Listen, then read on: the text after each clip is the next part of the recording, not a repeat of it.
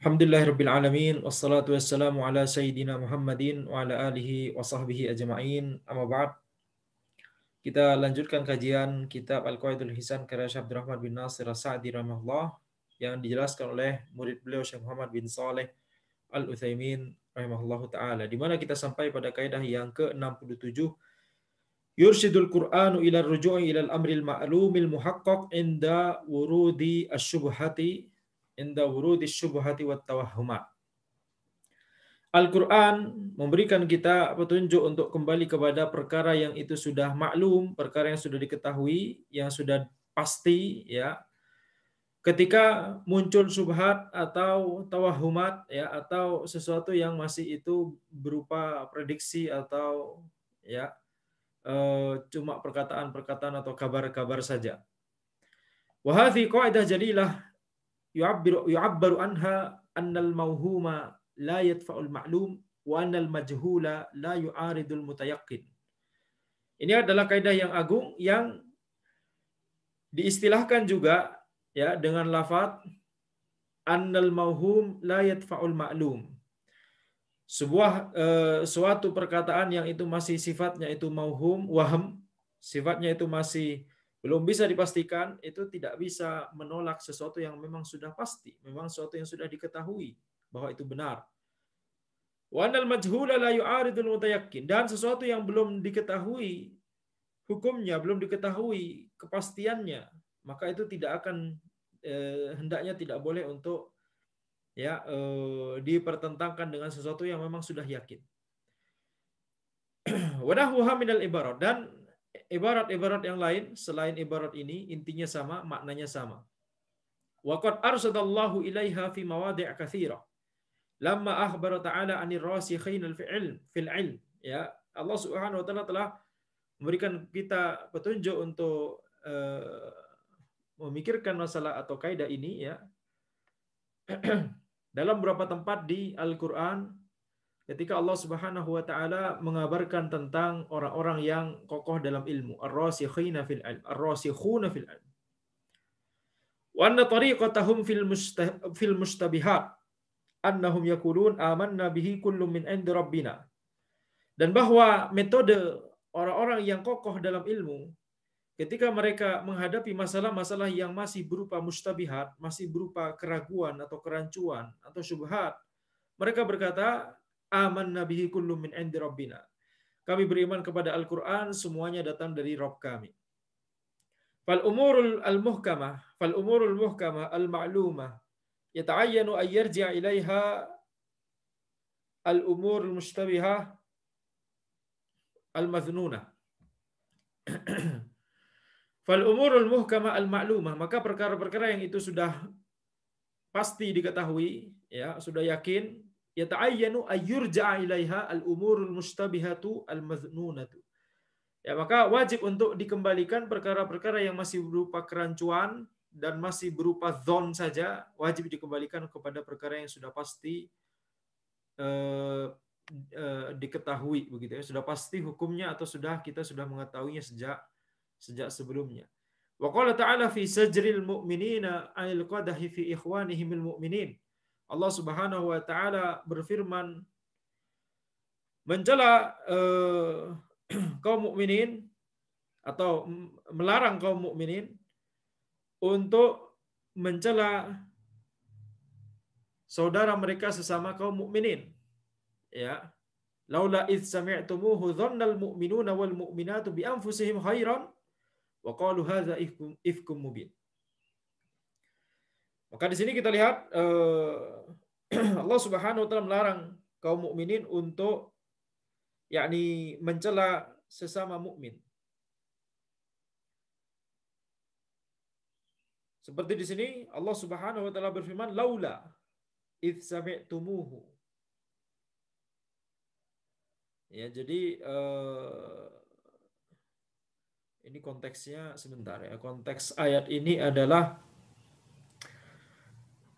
ketika ada berita bohong tentang Aisyah radhiyallahu anha, ya. Laula id sami'tumuhu dhannal mu'minuna wal mu'minatu bi anfusihim khairan. Ketika mereka mendengar kabar itu, kabar berita bohong bahwa Aisyah radhiyallahu anha berzina begitu ya. Maka orang-orang yang mukmin dan mukminat, mereka itu bersangka baik terhadap diri mereka sendiri. Ya, dzanna khairan, bersangka baik terhadap diri mereka sendiri, bi anfusihim. Dan ini adalah penekanan oleh Allah Subhanahu wa taala. Kalau seandainya cuma disebut al-mu'minun, tidak disebut al-mu'minat, maka ini sudah mencukupi karena ketika disebut al-mu'minun itu mencakup semua orang mukmin baik laki-laki atau perempuan. Tetapi ketika Allah Subhanahu wa taala menyebutkan di sini, laula id sami'tumuhu dhannal mu'minuna wal mu'minatu bi anfusihim khairan wa qalu hadza ifkum mubin. Ya, ini menunjukkan bahwa penekanan bahwa orang mukmin baik laki-laki atau perempuan itu berprasangka baik terhadap sesama orang mukmin, sesama mukminah. Dan mereka berkata, orang mukmin itu berkata, laki-laki ataupun perempuan, mereka berkata, hadza ifkum mubin. Ini adalah berita bohong yang jelas-jelas bohong. Berita dusta yang jelas-jelas dusta. Berita dusta yang nyata. Nah, ifkum mubin. Fa'amarahum birruju' ila ma ulima min imanil mu'minina alladhi yadfa'ul sayyi'at. Wa ya'tabiru hadzal asl al-ma'lum wa la ya'tabiru kalama man takallama mimma yunaqiduhu wa yaqdahu fi. Maka Allah Subhanahu wa taala memerintahkan untuk kembali kepada sesuatu yang memang sudah diketahui dari seorang mukmin, yaitu apa? Dia memiliki iman. Hukum asalnya adalah dia memiliki iman yang membuat dia bisa dengan imannya tersebut dia menghindari keburukan-keburukan. Dan Allah Subhanahu wa taala memerintahkan orang mukmin untuk memperhatikan prinsip asal ini, yaitu hukum asalnya adalah seorang mukmin itu adalah orang beriman, dan janganlah menjadikan perkataan orang-orang yang masih cuma berkata-kata saja, belum ada bukti, belum ada saksi dan seterusnya begitu ya. Yang ini mimma yunaqiduhu wa yaqdahu fi, yang ini bertentangan dengan hukum asal tadi, dengan sesuatu yang memang sudah diketahui secara asal atau memang sudah diketahui dari awalnya. Seorang mukmin itu beriman. Hukum asalnya adalah dia memiliki keimanan yang bisa membuat dia menghindari hal-hal yang maksiat atau hal-hal yang keji seperti itu. Wa qala ta'ala ya ayyuhalladzina amanu la takunu kalladzina adzaw Musa fabarra'allahu mimma qalu wa kana indallahi wajiha. Allah Subhanahu wa taala berfirman, wahai orang-orang yang beriman, janganlah kalian itu seperti orang-orang yang menyakiti Musa. Kemudian Allah Subhanahu wa taala melepaskan diri Musa dari zon dari orang-orang tersebut, pikiran-pikiran buruk orang-orang tersebut. Ya, Allah melepaskan, membuat Musa berlepas diri dari apa-apa yang mereka katakan. Wa kana indallahi wajiha. Dan Nabi Musa alaihissalam itu di sisi Allah itu adalah orang yang mulia, yang dimuliakan, yang memiliki kedudukan. Ini sudah konteks lain lagi. Ini berbicara tentang Nabi Musa alaihissalam. Ketika Nabi Musa alaihissalam tidak pernah menunjukkan kulit beliau kepada orang-orang, sehingga orang-orang Bani Israel itu kemudian muncul desas-desus, ini pasti kulitnya Musa itu pasti ada penyakit kulit atau apa, entah koreng atau apa begitu ya. Tidak pernah kita melihat kulitnya gitu. Kulit badan maksudnya ya. Maka pada suatu hari kemudian ketika Nabi Musa alaihissalam, ini di salah satu penafsiran ulama terkait masalah ayat ini ya, ada beberapa penafsiran yang lain. Salah satu penafsirannya adalah ketika Nabi Musa alaihissalam hendak mandi, kemudian melepaskan pakaian beliau ditaruh di atas batu. Kemudian setelah beliau itu selesai mandi, maka Allah buat batunya berlari. Sehingga kemudian Nabi Musa alaihissalam mengejar batu tersebut sembari beliau memegang tongkat dan kemudian batu tersebut baru berhenti ketika Nabi Musa alaihissalam lewat atau muncul di hadapan orang-orang sebagian Bani Israel begitu ya. Sehingga orang-orang tersebut melihat Nabi Musa alaihissalam termasuk orang yang memiliki Masya Allah kulit yang bagus dan fisik yang bagus begitu ya. Jadi celaan mereka atau zon mereka tersebut terbantahkan sendiri dengan adanya hal tersebut. Kemudian Nabi Musa alaihissalam memukul batu tadi beberapa kali sampai terlihat bekas pukulan tongkat Nabi Musa alaihissalam pada batu tersebut.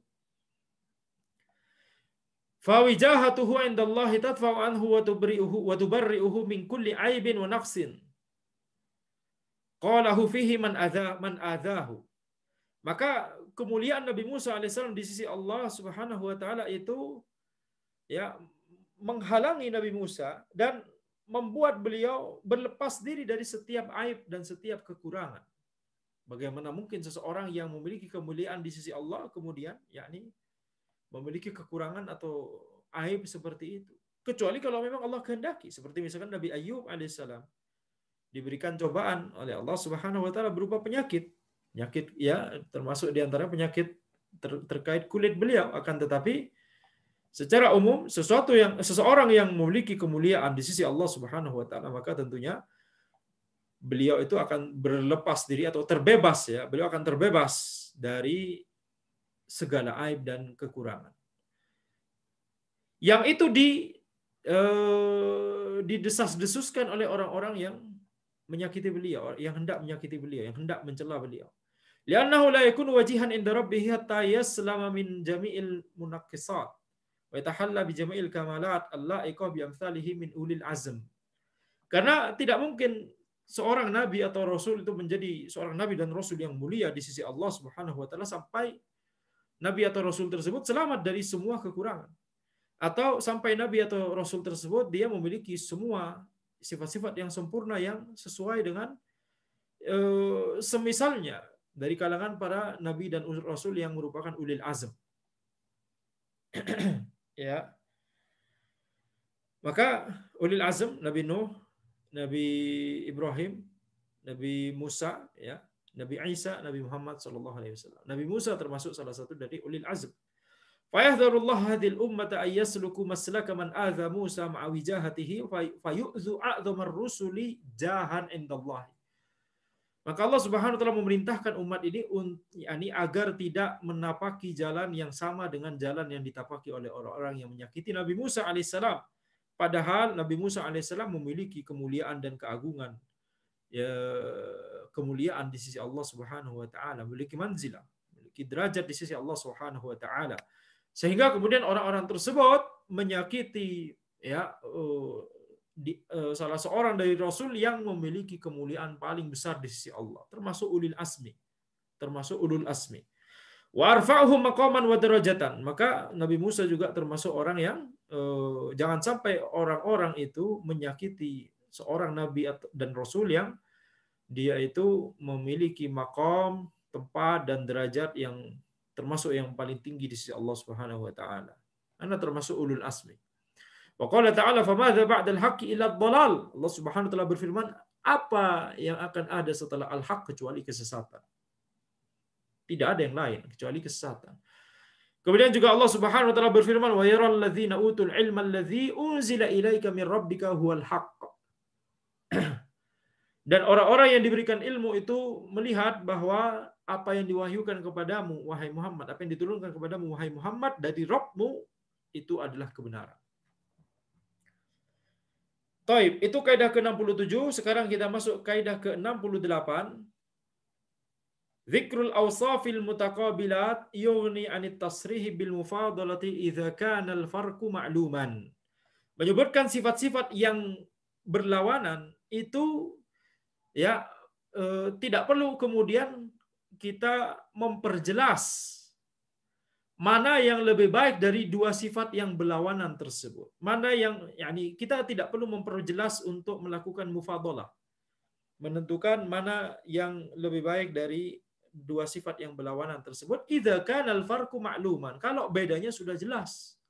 Kalau perbedaan antara dua sifat tersebut sudah jelas, maka tidak perlu kita sebutkan secara sorry yang ini yang lebih baik, yang itu yang lebih buruk. Tidak perlu. Mengapa? Karena perkaranya sudah jelas. Ya, dan tidak menciderai intelektual pendengar atau pembaca ketika ya perkara yang sudah jelas itu tidak dijelaskan. Itu dalam rangka untuk menghormati intelektual pembaca atau pendengar ya. Kalau sesuatu yang sudah jelas kemudian masih diterangkan itu bisa jadi menyinggung gitu ya. Antum kira Anda belum paham gitu ya. Maka ini diantara balaghah, ini diantara metode dalam menyampaikan suatu makna. Dan dalam masalah ini Al-Quran memiliki contoh yang sempurna dalam masalah ini, begitu ya. Al-Quranul Karim mengajarkan kepada kita dua sifat yang ketika disebutkan secara bersamaan, padahal dua sifat itu berlawanan dan sudah jelas mana yang lebih baik, mana yang harus kita pilih, mana yang lebih mulia, mana yang memiliki derajat yang lebih tinggi. Kalau sudah jelas itu tidak perlu disebutkan secara tidak perlu dijelaskan secara tegas, ya. Wahadil qa'idatu fil Qur'ani katsir. Kaidah ini di dalam Al-Qur'an itu banyak. Yadhkuruha fil maqamatil muhimmah. Yang disebutkan oleh Al-Qur'an di tempat-tempat yang penting. Kal muqabalati bainal imani wal kufur wat tauhidi wasyirki wa baina ilahiyatihil haqqi wa ilahiyati ma siwahu. Ya, seperti ketika Allah Subhanahu wa taala menyebutkan tentang iman dan kufur, tentang tauhid dan syirik, tentang keuluhiyaan Allah yang itu hak, dan keuluhiyaan dari selain Allah Subhanahu wa taala yang itu cuma klaim saja atau itu adalah kebatilan. Fa yadhkuru tabayunal awsaf allati ya'riful uqala'u bil badahati tafawut bainaha.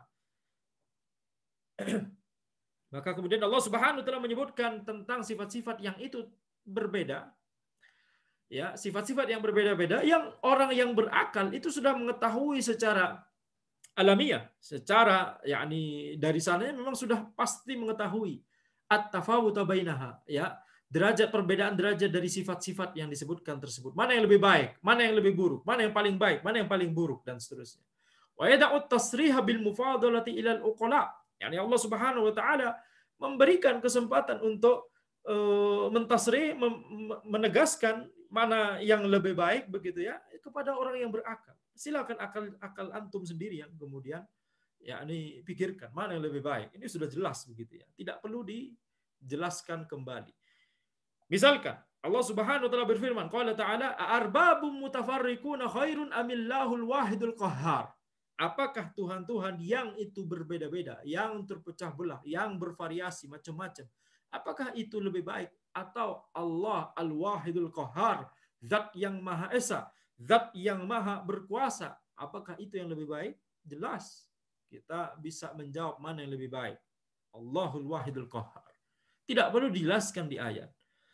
Allahu khairun amma yusyrikun amman khalaqas samawati wal ard.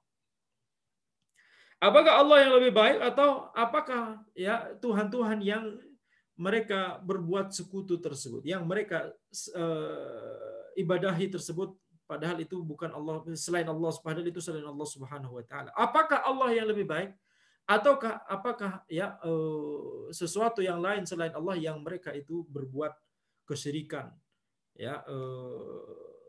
dengan beribadah, mengarahkan ibadah kepada selain Allah tersebut. Mana yang lebih baik? Sudah jelas. Amman khalaqas samawati wal ard. Apakah yang menciptakan langit dan bumi? Wal ayatul lati ba'daha. Ya, dan ayat-ayat setelahnya. Di rangkaian ayat-ayat ini nanti silahkan dilihat sendiri, tidak hanya 2 ayat 59 dan 60, tapi ayat setelahnya, ya. Apakah yang menciptakan langit dan bumi inilah yang lebih baik, begitu ya. Apakah yang memiliki kekuasaan yang seperti ini itulah yang lebih baik. Itu yang kemudian ditanyakan oleh Allah Subhanahu wa taala di ayat-ayat ini.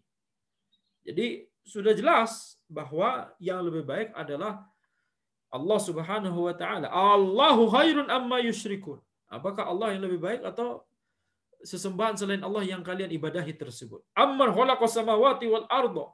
Apakah yang menciptakan langit dan bumi? Wa anzala lakum minas sama'i ma'an, dan seterusnya, ya, fa'ambatna bihi hada'iq, dan seterusnya beberapa ayat setelah, kalau tidak salah sampai halaman setelahnya, bisa jadi, ya, sampai halaman setelahnya, ya. Jadi itu diantara rangkaian ayat-ayat yang menyebutkan tentang kekuasaan Allah Subhanahu wa taala. Apakah yang menciptakan langit dan bumi lebih baik atau yang tidak bisa menciptakan barang makhluk walaupun kecil, walaupun itu seperti lalat atau kitmir, ya, itu saja tidak menciptakan. Mana yang lebih baik? Sudah jelas. Manakah yang lebih baik? Allah yang zat yang menurunkan hujan atau bahkan yang tidak bisa menurunkan, bahkan yang tidak bisa mengatur apapun sama sekali dalam perkara di alam semesta ini. Mana yang lebih baik? Jelas jawabannya, tidak perlu diperjelas lagi, begitu ya. Siapakah yang lebih baik? Apakah Allah yang kemudian menjadikan sungai begitu ya, menja'alal arda qarara wa ja'ala khilalaha anhara? Enggak. Jadi apakah yang kemudian memiliki zat yang memiliki kekuasaan seperti ini? Manakah yang lebih baik antara zat yang memiliki kekuasaan seperti itu atau orang-orang atau sesembahan-sesembahan orang musyrik yang itu tidak memiliki kemampuan sama sekali, kekuasaan sama sekali, kekuatan sama sekali, tidak memiliki itu semua. Mana yang lebih baik? Allah Subhanahu wa taala berfirman, "Daraballahu mathalan rajulan fihi syuraka'u mutasyakisuna wa rajulan zalaman li rajulin hal yastawiyani mathala."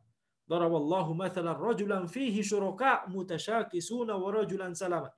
Ya, Allah Subhanahu wa taala membuat perumpamaan tentang orang rajulan fihi syuraka, satu orang yang memiliki syuraka mutasyakisun, yang memiliki majikan yang banyak. Wa rajulan zalaman li rajulin.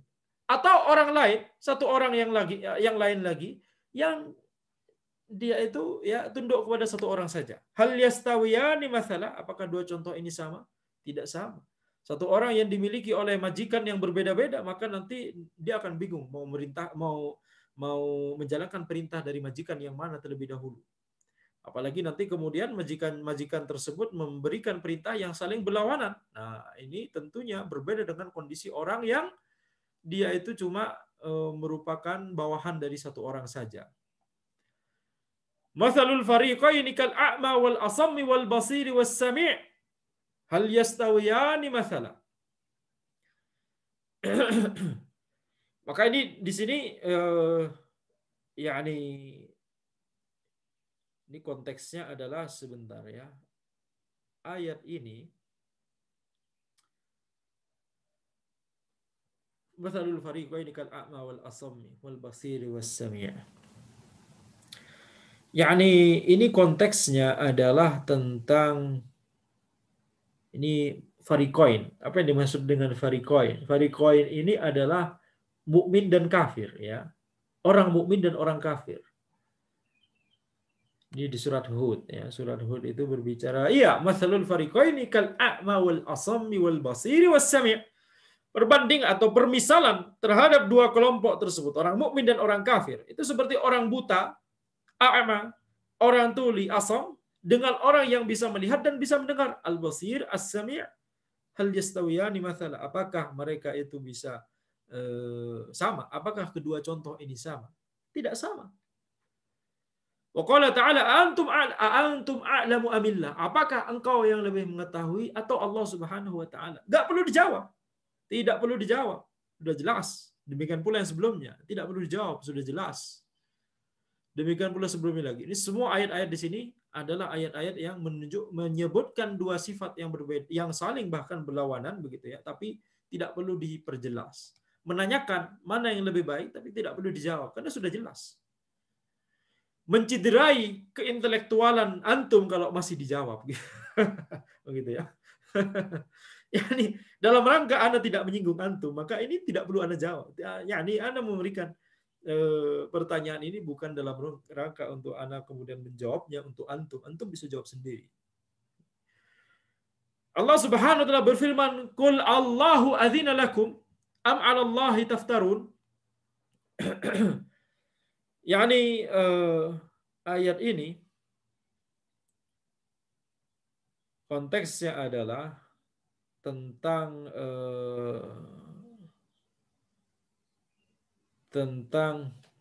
kekuasaan Allah Subhanahu wa taala ya. Tentang kekuasaan Allah Subhanahu wa taala. Ini di surat apa ini? Yunus ya. Kita harus memahami konteksnya dulu. Qul Allahu adzina lakum am 'ala Allahi taftarun. Aywa. Yang diizinkan di sini apa maksudnya? Katakanlah wahai Muhammad, Allah mengizinkan engkau, memberikan izin kepadamu ya. Wahai Muhammad, am 'ala Allahi taftarun. Apakah kamu berkata dusta tentang Allah Subhanahu wa taala? Ini tentang kekuasaan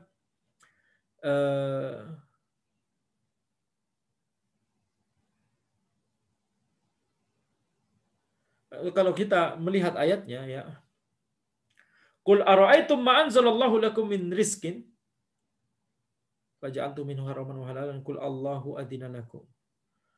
Oh aywa. Nah, jadi ayat ini berbicara tentang bahwa ketika Allah Subhanahu wa taala menurunkan rizki,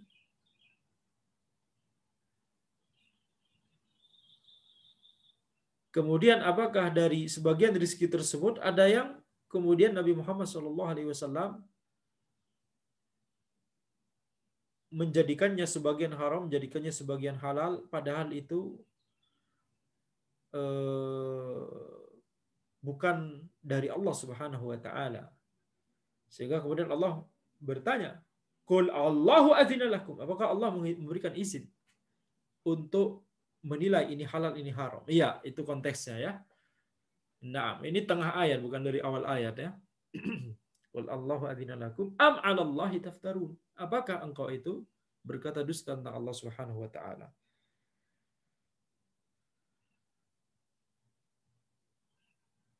Iya, jadi ini sebenarnya kalau ini domirkum bisa dimaknai wallahu alam bukan hanya untuk Nabi Muhammad SAW berarti ya, tapi untuk semuanya.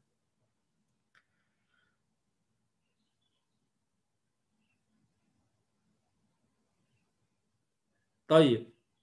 Ya, nah, jadi intinya ini berlaku untuk semua domirnya ya. Yani ketika Allah Subhanahu wa taala menurunkan rizki kepada manusia, maka kemudian Allah Subhanahu wa taala menanyakan, "Qul ara'aitum ma anzalallahu lakum min rizqin." Ya, jadi mengapa Anda tadi katakan ini domina untuk Nabi Muhammad SAW? Karena di depan itu ada kul, ya di sini juga ada kul ya. Di awal ayat, "Qul ara'aitum ma anzalallahu lakum min rizqin."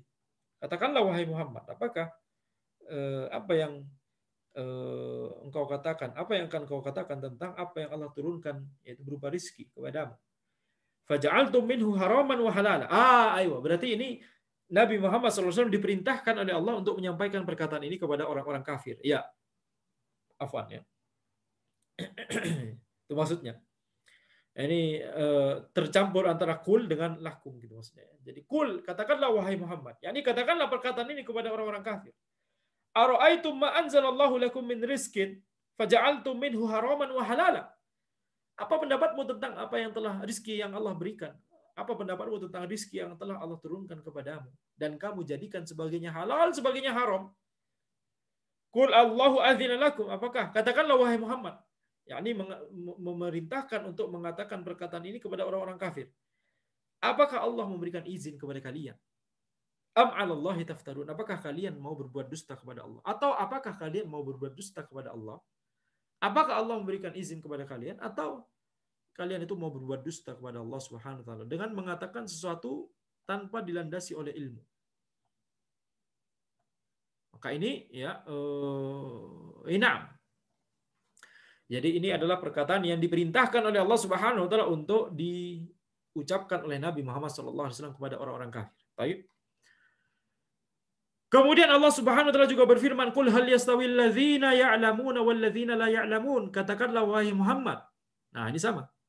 Ini berarti perkataan ini diperintahkan oleh Allah untuk diucapkan oleh Nabi Muhammad SAW kepada orang kafir. Hal yastawil ladzina ya'lamuna wal ladzina la ya'lamun. Apakah orang-orang yang mengetahui, orang-orang berilmu itu sama dengan orang-orang yang tidak berilmu? Enggak perlu dijawab. Ya, tidak perlu dijawab. Menciderai keintelektualan antum kalau dijawab. Ya. Wa qala mithlaha, dan juga Allah Subhanahu wa taala berfirman semisalnya, amman huwa qanitun ana al-laili sajidan wa qa'iman yahdharul akhirata wa yarju rahmat rabbih. Ini contoh juga Masya Allah. Ini ayat ini nanti akan seperti akan dijelaskan oleh Syekh Sa'di atau oleh Syekh Al-Utsaimin ya. Ini ayat ini bagus sekali. Amman huwa qanitun ana al-laili sajidan wa qa'iman yahdharul akhirata wa yarju rahmat rabbih. Apakah orang yang itu tunduk kepada Allah, mengerjakan ketaatan kepada Allah Subhanahu wa taala sepanjang malam atau pada waktu malam. Sajidan wa qa'iman, dalam kondisi bersujud dan berdiri. Yahdharul akhirata wa yarju rahmat rabbih, takut kepada hari akhir dan mengharapkan rahmat dari Rabb-nya. Apakah ini atau ataunya itu tidak disebutkan. Bahkan ataunya tidak disebutkan. Coba bayangkan, Masya Allah. Ajib, yakni. Ataunya nggak usah disebutkan, antum sudah paham. Apakah yang ini? Nah, kemudian harusnya kan apakah yang ini atau yang itu yang lebih baik. Nah, itu nggak disebutkan di ayat ini. Apakah yang ini? Kemudian ataunya nggak disebutkan. Kenapa? Bahkan untuk memikirkan ataunya itu apa, orang sudah paham. Tidak perlu disebutkan lagi. Ajib. Ayat ini yakni mencengangkan ya. Fahadzal maudhi' tarakal qismal akhir. Ini langsung dijelaskan ternyata oleh saya Sa'di rahimahullah. Ayat ini tidak menyebutkan kategori kedua, kategori yang lain. Kama tarakat tasrih bil mufadalah li ilmihi minal maqam. Sebagaimana ayat ini juga tidak memperjelas mana yang lebih baik. Karena apa? Karena sudah diketahui secara yakin, secara pasti mana yang lebih baik.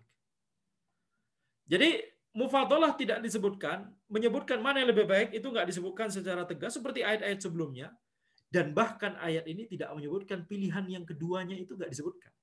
Ajib, ajib ya. Amman huwa qanit. Jadi kalau antum kemudian ada orang sebagian ya orientalis mencela Al-Qur'anul Karim dengan mengatakan ini lihat, ini sepertinya ada yang dihapus. Yani antum sudah dimuliakan yakni oleh Al-Qur'an, yakni keintelektualitasan antum yang katanya tinggi itu udah dimuliakan oleh Al-Qur'an. Antum bisa mikir sendiri ya Syekh, nggak perlu disebutkan. Akan tapi antum kemudian malah mencela Al-Qur'an, itu menunjukkan kebodohan antum sendiri. Al-Qur'an katanya belum tidak lengkap, ada yang dihapus. Kenapa? Ini kok cuma satu kategori yang disebut. Allahul musta'an. Amman huwa qanitun ana al-laili sajidan wa qa'iman yahdharul akhirata wa yarju rahmat rabbih. Khalas, titik. Tidak ada atau yang ini atau yang A atau yang itunya tidak ada di sini kata dia gitu ya. Justru ini adalah keindahannya Al-Qur'an. Justru ini adalah untuk menghormati keintelektualitasan antum. Yani percaya kepada keintelektualitasan antum, akan tapi antum mengecewakan kita semua. Antum mengecewakan kita semua. Afwan saja. Sorry to say, gitu ya. Kita katakan kepada orientalis. Faqaluhu amman huwa qanitun ana al-lail ila akhiriha yakni kaman laisa kadzalik. Nah, ini perkataan atau firman Allah Subhanahu wa taala, apakah orang yang mengerjakan tunduk kepada Allah Subhanahu wa taala, mengerjakan amalan ketaatan pada malam hari sampai akhir yakni frase ini, akhir bagian ini, yakni maksudnya adalah apakah ini yang lebih baik atau orang yang tidak seperti ini begitu. Jelas itu nggak perlu diperjelas lagi. Tidak perlu kemudian mengklaim bahwa Al-Quran ternyata ada yang dihapus. Jangan mengecewakan kami dengan keintelektualisan antum yang awalnya kami prediksi tinggi akan tapi ternyata cetek begitu ya. Wal ayatu fi hadzal ma'na katsira. Ayat dalam masalah ini, dalam yang semakna dengan hal ini itu banyak. Wa huwa min balaghatil Qur'ani wa uslubihil ajib.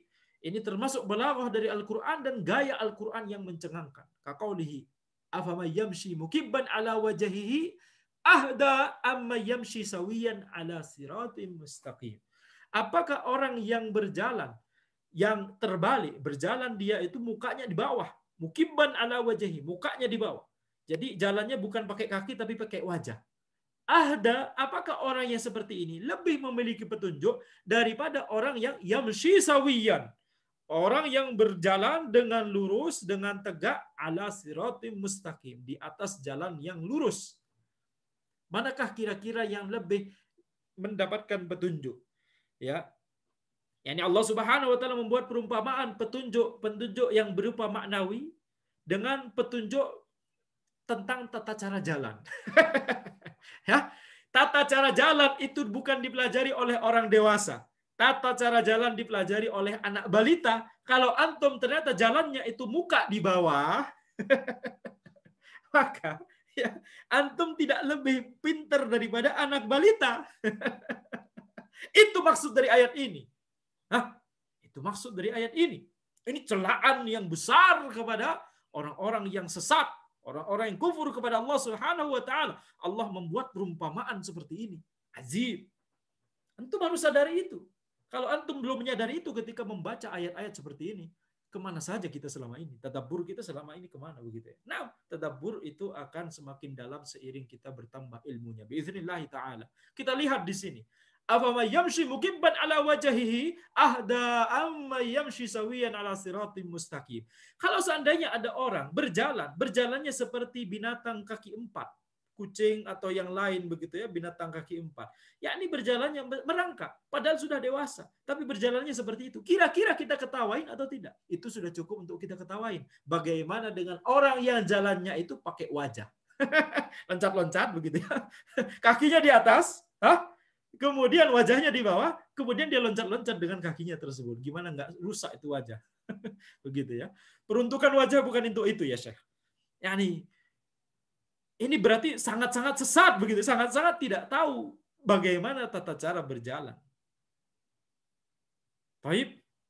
Kalau yang lebih baik dari itu saja, yakni menggunakan tangan dan kaki seperti binatang kaki empat, itu saja kita katakan antum kok jalannya masih seperti ini, begitu ya. Dari dulu kemana antum gitu ya?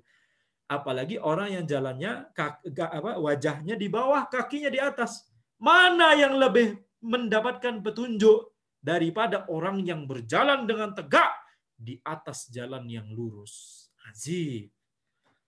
Ajib ya Mas Syai. Kalau antum memiliki ilmu dan mendengarkan ayat seperti ini, memahami uslub Al-Quran, balaghah dari Al-Quran, ini celaan besar ini.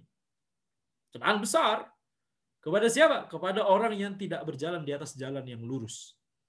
Walamma dzakara awsaf ar-rasulid da'i wa ma yad'u ilaihi wa 'azama an-nasi mu'aradatan lahu qala wa inna aw iyyakum la'ala hudan aw fi dhalalim mubin.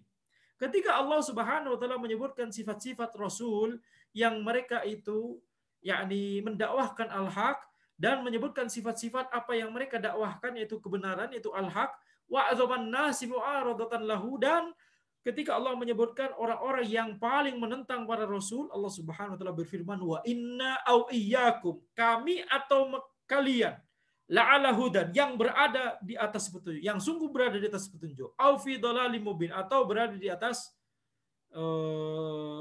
kesesatan yang nyata. Yang mana? Silahkan jawab sendiri, nggak perlu dijawabkan. Fasatubasiru wa yubasirun bi ayyikumul maftun. Ya, maka di sini ayat ini ya konteksnya coba kita lihat, kita ingat-ingat dulu ya. Apa yang dimaksud dengan fasatubasiru wa yubasirun? Itu ini di surah Al-Qalam ya. Yani di awal-awal. Nun wal qalami wa yasturun. Fil ala khuluqin azim fasatubasiru wa yubasirun ya. Aywa. Surah Al-Qalam itu Nun wal qalami wa yasturun. Ma anta bi ni'mati rabbika bimajnun.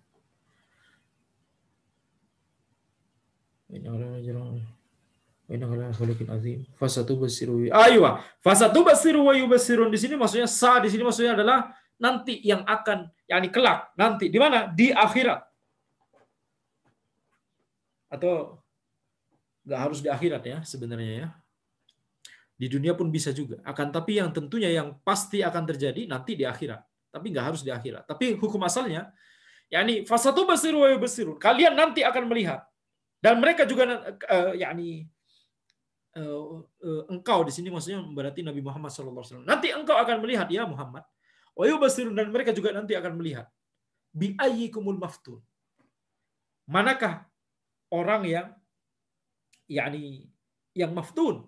Apa yang maftun? Yang terkena musibah, yang berada di atas kesesatan.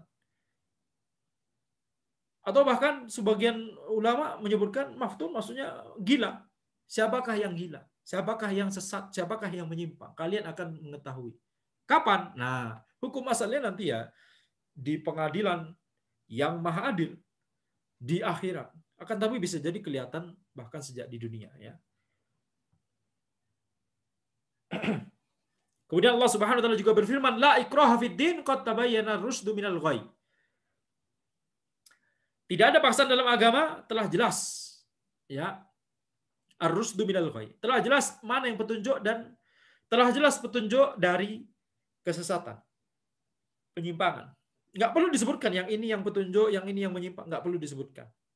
Sudah jelas. Ya, bahkan disebutkan di awal. Qad tabayyan, sudah jelas. Ya, enggak perlu disebutkan lagi. Wa qulil haqqu min rabbikum faman syaa'a falyu'min wa man syaa'a falyakfur. Katakanlah wahai Muhammad, al-haqqu min rabbikum. Al-haq itu dari Rabb kalian. Faman syaa'a falyu'min. Barang siapa yang ingin maka silahkan beriman. Wa man syaa'a falyakfur. Barang siapa yang ingin maka silahkan kafir. Silahkan kalian beriman, silahkan kalian kafir.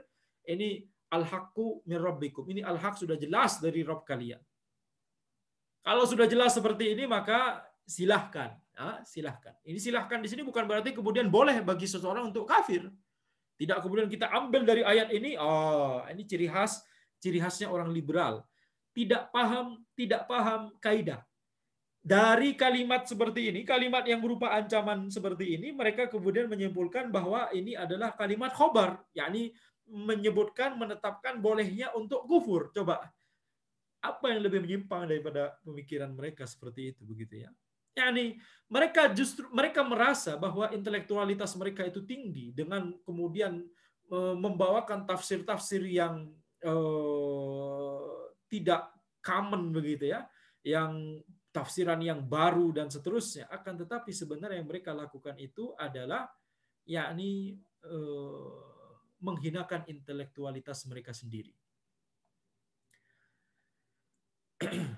وذلك أنه إذا ميزت الأشياء تمييزا تماما عرفت مراتبها في الخير والشر والكمال والنقص صار التصريح بعد ذلك بالتفضيل لا معنى له والله أعلم. Yani ketika perkaranya itu sudah jelas, perkaranya itu sudah dibedakan dengan bisa dibedakan dengan sempurna dengan baik, urifat maratibuha, dan ya martabat derajat dari hal-hal tersebut itu sudah jelas. Ya, derajatnya dalam kebaikan dan keburukan dan dalam kesempurnaan dan kecacatan, maka sarat tasrihu ba'da dzalika bitafdil la ma'na lahu wallahu a'lam. Maka memperjelas mana yang lebih baik dalam konteks yang ini, yakni ketika semuanya sudah jelas, masih memperjelas lagi itu tidak punya makna lagi, begitu ya. Seperti yang telah kita katakan tadi, itu justru mencederai keintelektualitasan antum. Seperti kita mengatakan, ya Syekh, antum punya hidung. Yani mengatakan seperti itu kepada orang lain ya begitu ya. Antum kira Anda tidak tahu gitu. Antum meremehkan intelektualitas Anda, menganggap Anda belum tahu bahwa Anda punya hidung gitu ya. Itu ilustrasinya saja. Kemudian Al-Utsaimin rahimahullah beliau menjelaskan as-su'alu 'anil syai' al-ma'lum as-su'alu 'anil syai'il ma'lum la hajata ila ayyujaba anhu. Pertanyaan tentang sesuatu yang itu sudah diketahui tidak butuh untuk dijawab lagi. Allahu khairun amma yusyrikun. Apakah Allah yang lebih baik ataukah sesembahan-sesembahan mereka? Ma'lumun annallaha khair. Sudah diketahui bahwa Allah itu yang lebih baik. Amman khalaqas samawati wal arda wa anzala lakum minas sama'i ma'an fa ambatna bihi hada'iqa dzata bahjah. Yani apakah zat yang menciptakan langit dan bumi dan menurunkan kepada kalian dari langit itu air hujan berupa yakni air hujan berupa rizki yang bisa kemudian memberikan kehidupan, fa'ambatna bihi hada'iq, dan menumbuhkan yakni tanaman-tanaman, taman-taman yang itu indah, ya zata bahjah, memiliki keindahan. Ila akhiri, sampai akhir ayat dan ayat-ayat setelahnya. Ya, ini tadi yang kita sebutkan di ayat, rangkaian ayat yang bahkan sampai ke halaman berikutnya di mushaf itu membicarakan tentang kekuasaan Allah Subhanahu wa taala. Wa hakadha. Yani apakah zat yang seperti ini yang lebih baik atau yang tidak bisa seperti ini? Jelas pertanyaan, yani pertanyaan jelas, jawaban juga jelas, enggak perlu dijawabkan. Wa hakadha fa syai'ul ma'lumu law dzukira lakana al-kalamu fihi lawan la fa'idata minhu. Maka oleh karena itu, sesuatu yang sudah diketahui, kalau masih disebutkan, maka menyebutkan perkataan tersebut itu termasuk perkara yang sia-sia, tidak ada faidahnya. Amman huwa qanitun ana al-laili sajida wa qa'iman yahdharul akhirata wa yarju rahmat rabbih. Apakah orang yang tunduk kepada Allah Subhanahu wa taala pada malam hari, ya, dalam kondisi bersujud dan berdiri kepada di hadapan Allah Subhanahu wa taala, yakni melaksanakan ibadah salat, kemudian dia itu takut kepada akhirat, hari akhir, dia takut kepada hari akhir dan dia mengharapkan rahmat dari Rabb-nya. Ya, maka di sini di ayat ini cuma disebutkan satu kategori ini gitu ya. Kategori yang lain itu tidak disebutkan. Yani kaman huwa ghafil. Apakah orang yang seperti ini itu seperti orang yang yang lalai? La yakhnutu fil laili wala fin nahar, yang tidak mengerjakan amalan ketaatan kepada Allah baik di malam hari ataupun di siang hari. Alal wasfil ladzi dzakarahu Allah taala, tidak mengerjakan amalan ketaatan seperti sifat-sifat yang telah disebutkan oleh Allah ini. Sujud dan berdiri, takut kepada hari akhir dan mengharapkan rahmat Rabb-Nya. Apakah orang yang seperti ini sama dengan orang yang tidak seperti ini? Tidak perlu dijawab. Sudah jelas. Wa hakadza fa inna syai'al ma'luma yughni anhu dzikru ma yuqabiluhu mimma huwa ma'lumun annahu khairun aw syarrun. Maka sesuatu yang sudah diketahui itu tidak perlu lagi untuk disebutkan sesuatu yang sebaliknya. Ya, jadi ini cuma menyebutkan satu kategori yang sebenarnya nggak perlu lagi disebutkan. Karena itu sudah jelas. Ya. Dan bahkan juga sudah jelas juga mana yang lebih baik. Ya, jadi ya ini nggak perlu disebutkan lagi. Taib. Kemudian kita masuk pada kaidah berikutnya, kaidah ke-69. Syekh Sa'di rahimahullah beliau berkata, "Man taraka syai'an lillahi awadahu Allahu khairan minhu." Ini kaidah yang disebutkan pada kaidah ke-69. Seseorang, barang siapa yang meninggalkan sesuatu karena Allah, maka Allah akan ganti dia dengan sesuatu yang lebih baik darinya, dari yang dia tinggalkan tersebut. Wa hadhil qa'idatu waradat fil Qur'ani fi mawadhi' katsira. Kaidah ini disebutkan di Al-Qur'an dalam banyak tempat. Faminha ma dzakarahu Allahu 'anil muhajirin al-awwalin alladzina hajaru awtanahum wa amwalahum wa ahbabahum lillahi.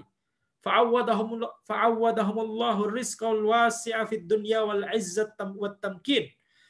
Di antaranya adalah apa yang Allah sebutkan dari kondisi orang-orang yang hijrah, orang-orang al-muhajirin al-awwalin, orang-orang awal yang hijrah, alladzina hajaru awtanahum, yang mereka meninggalkan negeri-negeri mereka, harta-harta mereka, orang-orang yang mereka cintai. Mereka meninggalkannya karena apa? Karena Allah Subhanahu wa taala. Maka Allah menggantikan untuk mereka rizki yang luas ya di dunia dan kekuasaan, yakni izzah, yakni kekuasaan, dan at-tamkin, kekuasaan. Ya, kekuasaan, kehormatan, kemuliaan di dunia, dan kekuasaan, tamkin juga maknanya kekuasaan. Wa Ibrahim, ya akan tapi al-is itu sifat yang melekat. At-tamkin itu ketika kekuasaan tersebut sudah diwujudkan berupa bisa menguasai daerah lain atau orang lain begitu. Al-is itu lebih ke arah sifat yang ada pada diri seseorang. Dia memiliki kekuasaan, dia memiliki izzah, dia memiliki kehormatan, dia memiliki kemuliaan. Itu al-iz. At-tamkin ketika kekuasaan tersebut sudah yakni memang dimiliki. Dia bisa menguasai orang lain, daerah lain sebagaimana para sahabat. Yakni paragraf ini berbicara tentang para sahabat, orang-orang muhajirin, dan termasuk juga orang-orang Ansor. Mereka sama-sama yakni memiliki yakni peran yang besar ya. Mereka meninggalkan sesuatu karena Allah Subhanahu wa taala. Maka lihat bagaimana Allah memberikan kekuasaan kepada mereka. Allah memberikan izzah kepada mereka dan Allah memberikan tamkin kepada mereka. Ketika mereka meninggalkan sesuatu karena Allah, mereka memiliki izzah. Kemudian Allah berikan taufik untuk mereka bisa menguasai daerah-daerah dan memiliki kekuasaan di dunia. Itu berarti sudah sifat tamkin. Wa Ibrahim alaihi salatu wassalam lamma i'tazala qaumahu abah wa ma yad'una min dunillah wa haba lahu Ishaq wa Yaqub. Ibrahim alaihissalam, Nabi Ibrahim alaihissalam, ketika beliau meninggalkan kaumnya dan ayahnya dan apa-apa yang mereka sembah selain Allah, maka Allah berikan kepada Nabi Ibrahim alaihissalam 2 nabi, dan seluruh nabi dan rasul setelah Nabi Ibrahim alaihissalam semuanya dari keturunan Nabi Ibrahim alaihissalam. Tapi khusus untuk anak beliau yang langsung, beliau diberikan Ishak dan Yakub. Kemudian setelah itu Ismail. Yani Abul Anbiya. Beliau adalah Abul Anbiya. Beliau meninggalkan sesuatu yang beliau sayangi karena Allah gantikan dengan sesuatu yang lebih baik. Wa dzurriyyatis salihin. Allah berikan wa dzurriyyatas salihin. Allah gantikan juga dengan keturunan yang soleh. Seluruh nabi dan rasul setelah Nabi Ibrahim alaihissalam itu semuanya keturunan Nabi Ibrahim alaihissalam. Haji. Ya, seluruh nabi dan rasul setelah Nabi Ibrahim alaihissalam itu keturunannya Nabi Ibrahim alaihissalam. Coba. Ya, ini adalah kemuliaan bagi Nabi Ibrahim alaihissalam. Abul Anbiya wal Mursalin. Wa Sulaiman sallallahu alaihi wasallam lamma alhathul khailu an dzikri rabbih fa atlafaha awadahu Allah. Nabi Sulaiman alaihissalam ketika kuda-kuda beliau itu membuat beliau lalai dari mengingat Allah Subhanahu wa taala, maka Nabi Sulaiman alaihissalam kemudian memotong kuda tersebut, awadahu lillah. Maka ketika kemudian Nabi Sulaiman meninggalkan sesuatu yang beliau awalnya cintai tapi itu melalaikan, maka Allah ganti dengan sesuatu yang lebih baik. Ar-riha tajri bi amrih. Angin itu ya berhembus dengan perintah dari Sulaiman. Wasyayatina kulla banna'i wa ghawwas. Dan syaitan-syaitan, yakni jin-jin, yakni yang memiliki keahlian untuk membangun. Dan ghawwas itu kalau tidak salah maknanya adalah ini menyelam ya. Kulla banna'in wa ghawwas.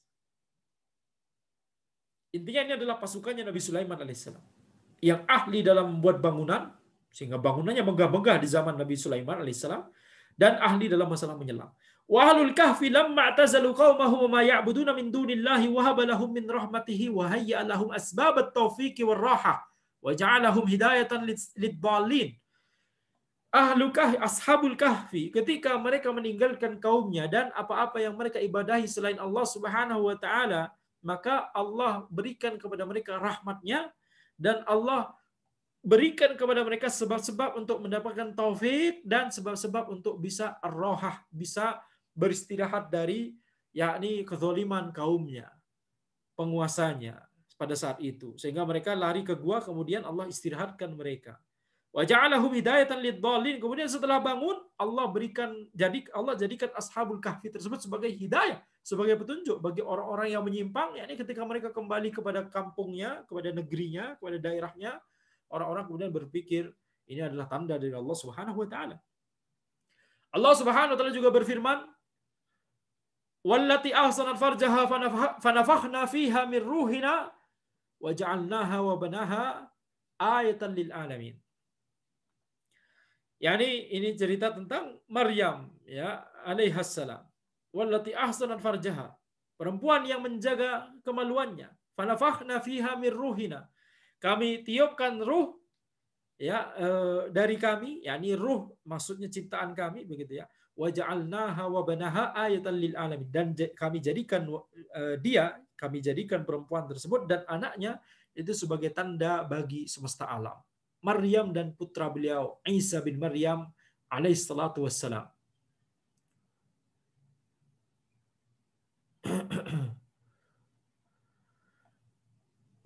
Wa man taraka ma tahwahu nafsuhu minasyahawati lillahi ta'ala awadahu min mahabbatihi wa ibadatihi wal inabati ilaihi ma yafuku jami'al ladzati ad-dunya.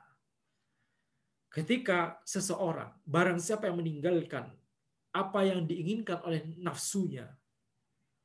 Nafsu itu dari bahasa Arab ya, nafsu ya, nafs ya. Barang siapa yang meninggalkan apa yang diinginkan oleh nafsunya, yaitu berupa syahwat, dia meninggalkannya karena Allah Subhanahu wa taala, maka Allah akan gantikan ya untuknya tersebut, akan berikan sebagai gantinya kecintaan kepada Allah, ibadah kepada Allah, inabah kembali kepada Allah, yang ini akan melebihi semua kelezatan dunia. Hadza syai'un musyahad. Ini adalah sesuatu yang terbukti, yang bisa kita lihat, yang bisa kita saksikan. Annal insana idza taraka maharimallahi azza wajal. Ketika seseorang itu meninggalkan apa-apa yang Allah haramkan azza wajal, khaufan minhu subhanahu wa ta'ala, karena takut kepada Allah Subhanahu wa ta'ala, wa raghbatan fima indahu minas thawab, dan karena mengharapkan pahala yang ada di sisi Allah Subhanahu wa ta'ala, fa innahu yajidu fi qalbihi ladzatan wa halawatan. Maka dia akan mendapati di hatinya itu kelezatan dan manisnya iman. Wa hubban lil khair, cinta kepada kebaikan. La yumkinu ayyusaf, tidak bisa disifat, tidak bisa dikatakan, diungkapkan dengan kata-kata. Wa idzan ghamasal insanu fi syahwatihi, akan tetapi ketika seseorang itu tenggelam fi syahwatihi, dalam syahwatnya, wa fi lahwihi wa ghaflatihi, dan dalam perbuatannya yang sia-sia dan dalam kelalaiannya, sarat hadhihi syahwatu wal ghaflatu wallahi hasratan alaihi, maka syahwat-syahwat itu dan kelalaian itu demi Allah akan menjadi ya kesedihan baginya. Wa tajiduhu yakunu munqabidan. Dia akan mendapati dirinya itu sempit, menjadi orang yang sempit dadanya, hatinya. Idza faraqa hadhihi syahawati tarfata ainin. Dia akan menjadi orang yang sempit, dadanya akan menjadi sempit ketika dia meninggalkan apa yang menjadi syahwatnya tersebut walaupun cuma sekejap. Ketika seseorang kecanduan, misalkan video porno, kecanduan ya melihat yang haram, kecanduan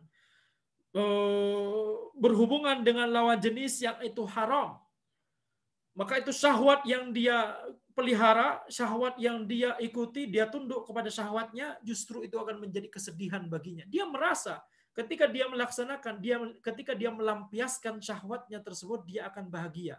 Tetapi apa yang terjadi sebenarnya? Ketika dia terus-menerus tunduk kepada syahwatnya tersebut, dia akan menjadi orang yang sempit. Kenapa? Ketika dia tidak bisa atau belum melampiaskan syahwatnya, dia akan menjadi orang yang tersiksa, orang yang sempit, orang yang selalu gelisah. Kenapa? Syahwatnya belum terlampiaskan. Dan yang namanya syahwat akan membuat candu, akan kecanduan. Ini sama efeknya dengan candu, ya. Secara fisik kalau mengkonsumsi narkoba atau bahkan rokok akan buat kecanduan. Itu secara fisik. Kalau ini secara hati, kecanduan, ya, candu hati ini. Ini candu hati. Membuat hatinya kecanduan kepada sesuatu yang itu memberikan dia madarat, dan ketika hatinya itu berusaha untuk meninggalkannya, berusaha untuk tidak melakukannya, dia akan mendapati dirinya tersiksa, hatinya tersiksa. Apakah yang seperti ini adalah orang yang bahagia? Tentunya tidak. Ya, ini bukan sifat orang yang bahagia. Ini sifat orang yang tergantung pada selain Allah Subhanahu wa taala. Kenapa? Karena dia sudah tunduk kepada syahwatnya. Ibrahim alaihissalam lamma istalama lidzabhi ibnihi wa huwa ahabbu syai'in ilahi fid dunya warathahu Allah jalla wa ala al-khullah fattakhadhahu khalilan. Nabi Ibrahim alaihissalatu wassalam, ketika beliau tunduk kepada Allah untuk menyembelih anak beliau ya Ismail, maka ya itu adalah sesuatu yang padahal putra beliau tersebut, Ismail tersebut adalah orang yang sesuatu yang beliau paling cintai di dunia ini, akan tetapi beliau lakukan dalam rangka untuk tunduk kepada Allah Subhanahu wa taala, maka Allah gantikan, Allah berikan kepada Ibrahim alaihissalatu wassalam al-khullah, yakni menjadikannya sebagai khalil, menjadikannya sebagai teman dekat, menjadikannya sebagai yakni wali Allah Subhanahu wa taala, bahkan tidak hanya wali Allah kan, tapi sebagai khalil. Ini lebih dekat kepada Allah Subhanahu wa taala, lebih dekat lagi kepada Allah Subhanahu wa taala. Wa qala ta'ala an Sulaiman alaihi salatu wassalam, Allah Subhanahu wa taala berfirman tentang Nabi Sulaiman alaihi salatu wassalam, fatafiqa mashan bis-suqi wal anaq. Nabi Sulaiman alaihissalam ketika mendapati kuda-kudanya tersebut melalaikan beliau dari mengingat Allah, maka kemudian Nabi Sulaiman memukul, menebas kaki dan leher dari kuda-kudanya. Qala ulama wal mufassiruna minas salaf, para ulama dan para mufassir dari kalangan generasi terdahulu, mereka berkata, maknahu annahu sara yatribu riqabaha wa arjulaha. Maknanya adalah Nabi Sulaiman kemudian setelah sadar bahwa kuda-kudanya ini melenakan beliau dari mengingat Allah Subhanahu wa taala, dari beribadah kepada Allah Subhanahu wa taala, maka beliau kemudian menebas ya leher dan kaki-kaki kuda beliau. As-suq jam'u sakin. Suq di sini maknanya adalah jamak dari sak, betis, wal a'naq wadhiha. A'naq yakni leher. Wa dzalika annahu ghadaba lillahi wa dzalika annahu ghadabun lillahi azza wa jalla. Yani ghadaba lillahi azza wa dzalika annahu ghadaba lillahi azza wa jalla ala nafsi. Mengapa Nabi Sulaiman menebas ya leher dan tengkuk dan kaki-kaki dari kuda-kuda beliau? Karena beliau marah kepada diri beliau sendiri. Marahnya karena Allah Subhanahu wa taala. Wa harrama nafsahu hadzal amra alladhi alhathu bihi an ta'atillah Subhanahu wa taala. Nabi Sulaiman kemudian mengharamkan untuk dirinya sendiri perkara ini, yakni kuda-kuda beliau ini yang telah melalaikan beliau dari ketaatan kepada Allah Subhanahu wa taala. Wa itlaful mali lil maslahati jaiz. Ya, membuang harta atau merusak harta untuk sebuah maslahat itu boleh. Mithaluhu itlaful mali lil nikaya. Itlaful mali lil nikaya. yakni menghancurkan harta untuk memberikan pelajaran kepada orang kafir, kepada musuh. Ini dalam jihad. Fal ghalu minal ghanimah yahriqu rihlau. Yani tidak hanya sekedar orang kafir, akan tapi orang yang melakukan ghaul, yakni mengambil secara tidak hak dari harta ghanimah. Yuhraqu rahluhu, maka ya hartanya dibakar. Wala yuj'alu ma'al ghanimah. Maka tidak dimasukkan ke dalam ghanimah. Li'annahu angka. Karena ini lebih memberikan pelajaran. Wa illa lakunna kullul uqubati bil mali tunsah. Kalau tidak, maka kita akan katakan semua hukuman dengan harta itu ya yakni telah dianulir. Walakin nakul, akan tapi kita katakan ma yatarattabu ala itlafi minal masalih aktsar min kaunihi malan. Ya, apa-apa yang kalau konsekuensi dari penghancuran harta tersebut, perusakan harta tersebut itu memiliki maslahat yang lebih besar daripada ya tetap tetap tidak dibakar gitu ya, tetap dia berupa harta, tidak dirusak atau tidak dibakar. Kalau maslahat merusaknya lebih besar, maka dirusak begitu ya. Walakin hal minal masyru'i lana idza alhana syai'un an dzikrillahi an nutlifahu. Na'am. Akan tapi apakah termasuk hal yang disyaratkan kepada kita ketika sesuatu itu melalaikan kita dari mengingat Allah Subhanahu wa taala, apakah boleh bagi kita untuk menghancurkan atau merusak sesuatu yang melalaikan kita tersebut? Na'am, boleh. Kata Syekh Al-Utsaimin rahimahullah. La mani'an an nutlifahu li ajli ta'zirin nafsi wa rad'iha. Tidak ada halangan bagi kita untuk merusaknya dalam rangka untuk ya membendung diri kita ya, yakni menghukum diri kita dan membendung diri kita supaya kita tidak lalai, tidak lengah gara-gara sesuatu tersebut. Hatta law kana hadza syai'un min bahimatil an'am li'anna dararaha 'alaik. Bahkan walaupun sesuatu yang dimaksud ini adalah termasuk yakni berupa binatang ternak, karena ya maka ini tetap boleh dilakukan karena madaratnya itu bisa menimpamu. Wazaujatu idza alhathu anis salati hal yusra an yutriqaha yunzaru fi hadza. Istri ketika melalaikan dari sholat, apakah disyaratkan untuk ditalak? Maka ini dilihat kondisinya. Wa illa la syakka annaha idza alhadu an taatillah anna hadza min syu'mil mar'ah. Ya, tidak diragukan lagi kalau misalkan istri tersebut melalaikan dari ketaatan kepada Allah, maka ini termasuk istri yang buruk. Wa antakuna sababan li ilha'il insani an taatillah. Yakni dia menjadi sebab untuk lengahnya seseorang dari ketaatan kepada Allah. Qala ta'ala ya ayyuhalladzina amanu inna min azwajikum wa auladikum aduwwan lakum fahdharuhum. Wahai orang-orang yang beriman, sesungguhnya di antara istri kalian dan anak-anak kalian itu adalah ada musuh bagi kalian, fahdharuhum, maka berhati-hatilah. Fabayyana Allah Subhanahu wa taala anna min azwajina man yakunu aduwwan lana. Ini Allah Subhanahu wa taala menjelaskan kepada kita bahwa di antara istri-istri kita itu ada yang merupakan musuh bagi kita. Wa yahdharuna min dzalik.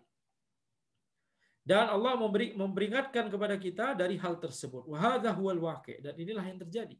Tajidu ba'dhan nisa'i tatlubu min zawjiha an yadhhaba biha ila sinema. Kita mendapati sebagian perempuan itu meminta kepada suaminya untuk pergi ke sinema, ke bioskop. Wa an yusafiru biha ila al-kharij, dan minta untuk safar ke luar negeri. Wa yumakkinaha min ru'yatin nisa'il kasiyatil ariyat, dan yakni sehingga membuat si istri-istri tersebut, membuat mereka bisa melihat perempuan-perempuan yang itu telanjang, tidak berpakaian. Sehingga apa? Sehingga mereka akan mencontoh mereka. Istri-istri tersebut akan yakni dibiarkan untuk melihat perempuan yang seperti ini, akan lama-lama akan terpengaruh. Wa ma asbah dzalik, dan yang semisalnya. Wa ba'dun nasi wal iyadzu billahi laisa lahu illa syahwatu faqat. Sebagian manusia wal iyadzubillah itu tidaklah apa yang ada pada dirinya kecuali syahwat saja. Syahwat terus yang diurusi, syahwat terus yang dia tunduk, syahwat terus yang dia lampiaskan tiap harinya. Ya. Fahadhil mar'atu mahallu syahwatihi. Dan perempuan, istrinya tersebut, atau bahkan bukan istrinya bisa jadi, itu lebih buruk lagi, pacarnya atau bukan pacarnya. Terserah. Atau sesuatu yang ada di sosial media, itu menjadi mahallu syahwati, tempat syahwatnya. Semuanya hari-harinya diisi dengan bolak-balik ke situ terus. Ya. yakni melakukan, selalu melampiaskan kemaksiatan. Waktu demi waktu, hari demi hari, tidak akan bisa lepas dari situ. Apakah ini kondisi orang yang bahagia? Apakah ini karakteristik orang yang bahagia? Tidak, ini karakteristik orang yang kecanduan. Ini karakteristik orang yang tersiksa karena kecanduan. Ya, ini bukan orang yang senang, bukan orang yang bahagia. La yahummuhu ayyatiya bikulli ma turid fayubtilu rujulatahu inda wujudi syahwati. Orang ini ketika dia tunduk kepada istrinya, padahal istrinya mengarahkan atau mengajaknya kepada keburukan dan kemaksiatan, maka istrinya tersebut menjadi tempat syahwatnya, yakni syahwatnya semuanya ada pada istrinya tersebut. Maksudnya adalah yakni dia selalu tidak berkutik di hadapan istrinya, walaupun istrinya itu mengajaknya kepada keharaman, kemaksiatan, atau bahkan kesyirikan dan kekufuran. Ya, jadi yakni dia selalu ya menuruti apa yang diinginkan oleh istrinya tersebut, fayubtilu rujulatahu, sehingga ini menghilangkan kejantanannya inda wujudi syahwatihi. Ketika syahwatnya itu ada, ketika istrinya itu memerintahkan, maka dia seperti seolah-olah hilang kejantanannya, kepemimpinannya, tidak bisa mengarahkan keluarganya kepada arah yang benar, arah yang lurus, jalan yang lurus. Ini disebut oleh Syekh Utsaimin, ini batal rujulahnya, ya, kejantanannya tidak ada, kejantanannya hilang. Enda wujudi syahwatihi, karena syahwatnya ada di mana? Ada di istrinya. Dia menuruti semua apa yang dilakukan oleh istrinya, sebagaimana orang dia menuruti semua yang menjadi syahwatnya. Dia selalu melampiaskan syahwatnya, yakni dia selalu tunduk dan menuruti syahwatnya. Wal iyadzu billahi min dzalik. Ya, kita demikian yang bisa kita bahas pada pertemuan kita kali ini. Insya Allah kita lanjutkan di pertemuan berikutnya. Hadza wallahu a'lam, subhanakallahumma wa bihamdika asyhadu an la ilaha illa anta astaghfiruka wa atubu ilaik.